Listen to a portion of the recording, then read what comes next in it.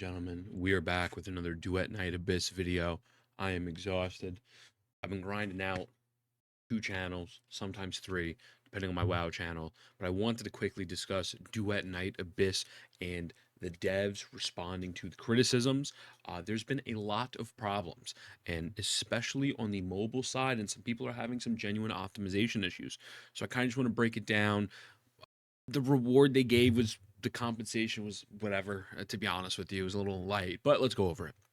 So, dear Fox Hunter, to ensure a better gaming experience, Duet Night Abyss will continue to address in-game issues. We apologize for any inconvenience as caused during these fixes. Specific known issues are actively being worked on and will be resolved in future updates. Thank you for your continued support and understanding. Fix black screen, flickering, and freezing with DLSS Ultra Performance enabled. I have not ran into any of these problems that I'm seeing so far that are too crazy.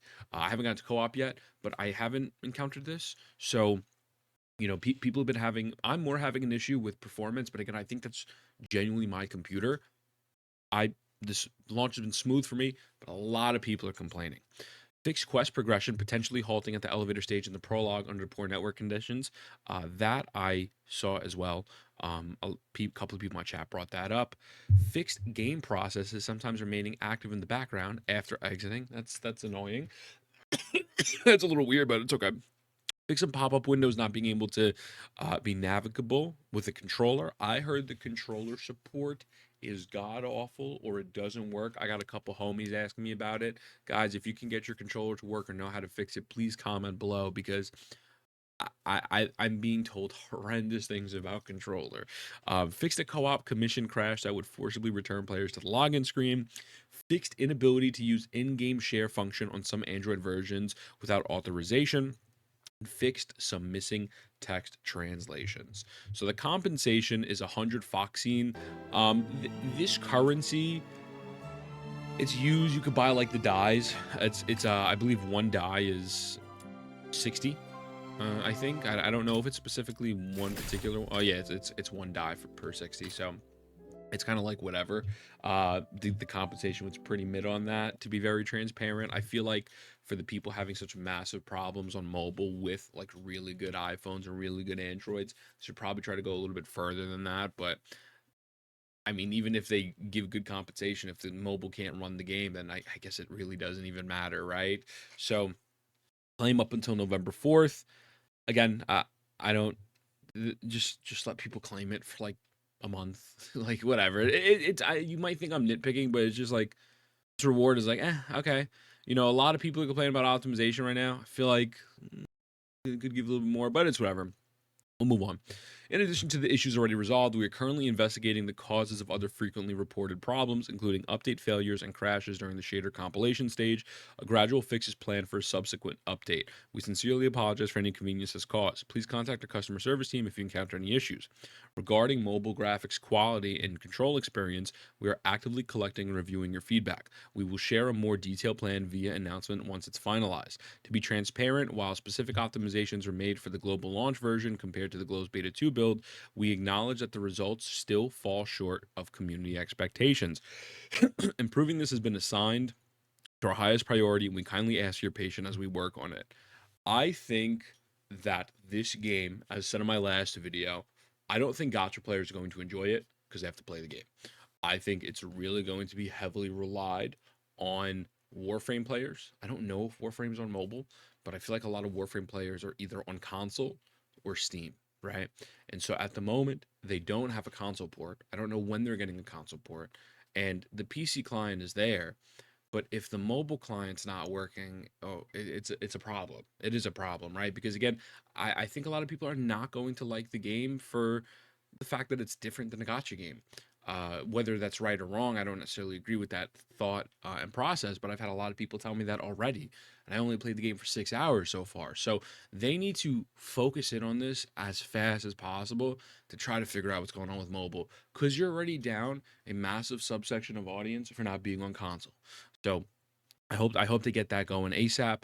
And furthermore, we noticed discussions concerning material costs, intron level progression, and we'd like to provide clarification. For character intron level progression, you may choose to use either thought times 30 or Foxine Plumeel times 4,500.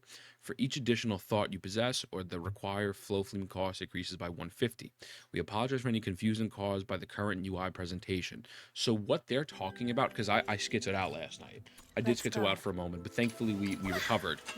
When you go to unlock a character, it's going to say, oh, I apologize. When you go to a constellation, so you go to Intron, it's going to say, I have 8 shards available plus 3,300. And that's not correct. It's either you get 30 shards or the full 4,500. So if I go to this character, because I don't have any shards for them, right? It's 0 or 4,500. So people were thinking that it is a combination of spending $50 to $70, 50 with a top up, 75 without, on top of shards, which it is not. And I believe, I don't remember if it's like that for the normal unlock as well. Oh, it is. Yeah, it is right here. So it shows reminisce. So people are confused. This is a little bit of a weird UI choice to have. Again, I'm not trying to be overly critical, but I genuinely like the game, and I think it's getting a lot of flack for reasons that are not necessarily valid, but optimization, fluidity, and being a bit more polished, I think is fair. And I think confusing gacha players who are already stupid like myself off rip, like I fell for this instantaneously. I was like, oh my god, I'm gonna need to spend money on top of it. Like, that's crazy. But obviously that is not the case, right? So this is definitely a point of contention. Like, they should hotfix this like today. They should absolutely hotfix this today before somebody sees this, thinks they're greedy, and then log off, because people already think the game is greedy. So overall, I'm going to be playing it. I'll be streaming it today. I'll be streaming it soon. And we're gonna go over a bunch of stuff. I want to hit endgame. I'm seeing people, and I had a really good conversation with Gacha Smack, Janazad, and Brax yesterday. You know, a lot of people are going to compare it to Wuwa. They're going to compare it to Genshin. I'm going to directly rip something Gacha Smack said. That's a man. When you fight people in Wuwa, you're fighting bosses, you're fighting a couple mobs. The mob density is never to the point of it is in Duet Night Abyss.